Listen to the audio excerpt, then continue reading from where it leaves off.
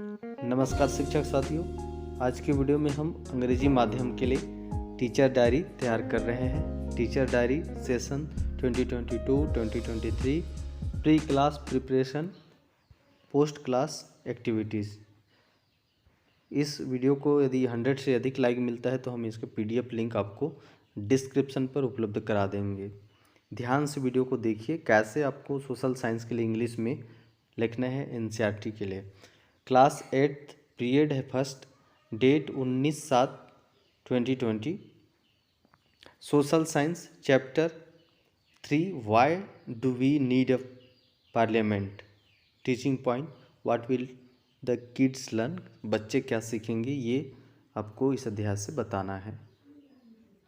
सबसे पहला जो है, the student will be able to know about the Lok Sabha. Second, the student will be able to know about the Rajya Sabha. What is the role of the president in our country, and you will be able to know about his power. What is an alliance? Student will learn to use this terminology appropriately. How does the alliance happen? The student will be able to know. Through this chapter, students will understand the working of the state government and the central government. Through this chapter, children will know who are the MLAs of their constituency, which party has government in your state, whose government is in the central government. Student will be able to know. Next, through this chapter, students will be able to know about the tenure of the sarpanch in the panchayat for how many years they are elected. ये हुआ इस प्रकार से। Video को like कीजिए, channel को subscribe कीजिए, क्योंकि इंग्लिश मीडियम वाले के लिए डेली यहाँ पर हर सब्जेक्ट के लिए उपलब्ध होता है। आपका सहयोग यदि बना रहेगा तो हम प्रत्येक सब्जेक्ट फर्स्ट से लेकर 12th क्लास के लिए टीचर डायरी उपलब्ध कराएंगे। नेक्स्ट जो टॉपिक है, the activity to be carried out, या क्या गतिविधि आप यहाँ पर कराएंगे ये आपको बताना है। Activities to be done in the classroom to explain the election process, inspire the election of the class leader from a political election and explain the whole process to the children in detail. You choose a class leader, and a class leader is chosen by the children by voting. Then you children ask the people in which process they give more consent. Which candidate do you like the most? This is how you can explain the election process.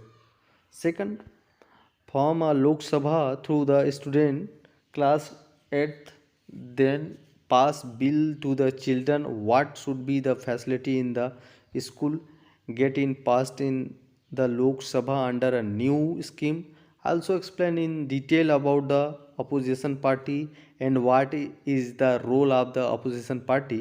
Explain well to the student. Explain to the student how there is a heated debate between for and against.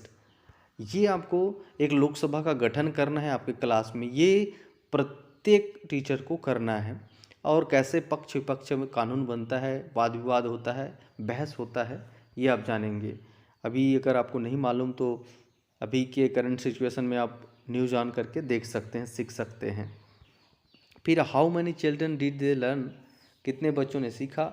Almost all the children understand the easily as the surrounding leaders were discussed in the detail.